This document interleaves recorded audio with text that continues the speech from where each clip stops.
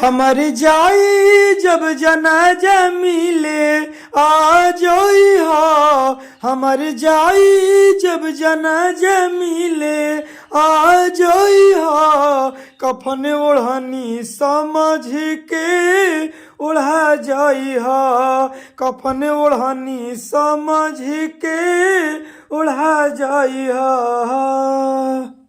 तो का हाल है सिंगर भाई लोग, ठीक है?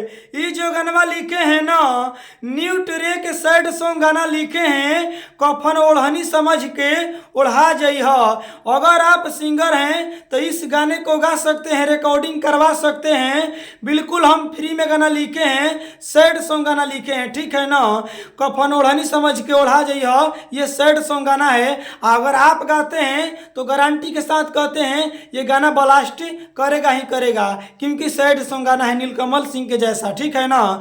तो पूरा वीडियो को फुल देखिए, हम गाना को स्टार्ट कर रहे हैं। लेकिन गाना को स्टार्ट करने से पहले आपसे हाथ जोड़ के रिक्वेस्ट है, चैनल पर नए हैं तो सब्सक्राइब कर दीजिए, लाइक कर दीजिए, ठीक है? या मेरा नाम जान लीजिए, मेरा नाम है राइटर राजा सिंघानिया। तो चलिए पहले गाना को स्टार्ट करके सुनाते हैं, उसके बाद में समझाएंगे। स्क्रीन पर देखिए लक्ष्य गोई। चलिए दोस्तों, ये मुखड़ा है, हम मुखड़ा को गा रहे हैं। तुमसे प्यार किए खिलवाड़ नहीं, हम अच्छे थे बेकार नहीं।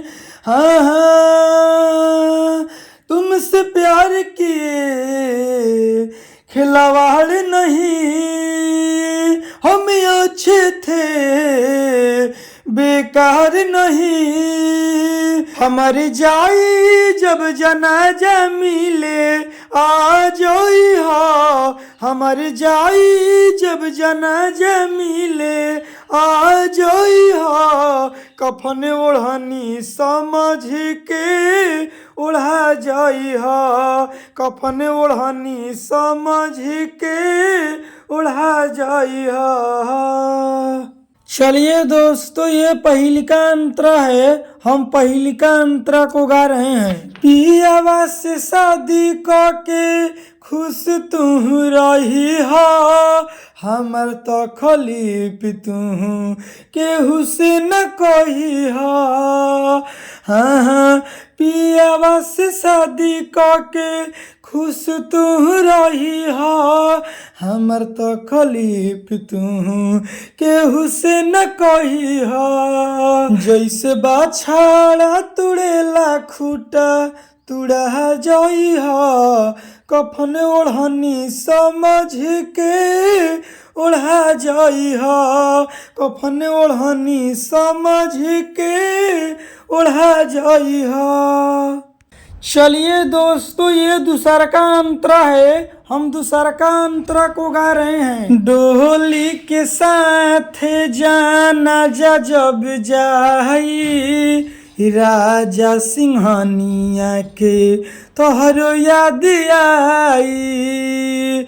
हाँ हाँ, डोली के साथ जाना जा जब जाई, राजा सिंहानिया के तोहरो याद आई। मुकेश सिंगरी से हथवा छोड़ा जई हो। दोस्तों, जहां मुकेश सिंगर लिखा हुआ है तो फाइनली मुकेश भाई ने कमेंट बॉक्स में कमेंट किए थे कि राजा भैया गाना में मेरा नाम डालिएगा मुकेश। तो देखिए दोस्तों, फाइनली हम मुकेश भाई को गाना में नाम डाल दिए हैं। अगर इसी तरह आप भी सिंगर हैं, अपना गाना में नाम डलवाना चाहते हैं, तो सबसे पहले आपको करना क्या पड़ेगा कि हम गाना में आपका नाम लेंगे। सबसे पहले आप चैनल पर नए हैं तो सब्सक्राइब कर दीजिए, लाइक कर दीजिए और कमेंट बॉक्स में आप अपना नाम लिखिए कि आपका नाम क्या है। अगली वीडियो बनाएंगे तो उस गाने में आपका नाम ले लेंगे, जैसे मुकेश भाई का नाम लिए हैं। आगे का लाइन कि कफन ओढ़नी समझ के ओढ़ा जाई हो। कफन ओढ़नी समझ के ओढ़ा जाई हो। चलिए दोस्तों, अब गाना समाप्त तो हो गया है। अब मेरा बतिया को ध्यान से सुन लीजिए। अगर आप सिंगर हैं, चाहते हैं कि नहीं नहीं हम इस गाने को नहीं गाएंगे जो आप डाले हैं यूट्यूब पर, हम अपने लिए स्पेशल गाना गाएंगे लिखवा कर, पर्सनल गाना। तो अगर आप सिंगर हैं, चाहते हैं कि पर्सनल गाना लिखवाए, इनसे बढ़िया, इनसे बेस्ट, तो देखिए स्क्रीन पर मोबाइल नंबर है, कॉल करके हमसे बात करिए। हम आपको पर्सनल गाना लिख कर दे देंगे, इनसे बढ़िया, इनसे बेस्ट। तो फटाफट कॉल करिए, और कॉल करके हमसे बात करिए। और चैनल पर नए हैं तो सब्सक्राइब करिए, और फेसबुक पर नए हैं तो फॉलो कीजिए। लेकिन कॉल करिए, कॉल करके हमसे बात करिए, पर्सनल गाना लिखवाइए अपने लिए, सैड सॉन्ग गाना, ठीक है? चाहे ऑर्केस्ट्रा सॉन्ग, चाहे कोई भी गाना लिखवा सकते हैं, हिंदी, भोजपुरी, मगही, कोई भी गाना।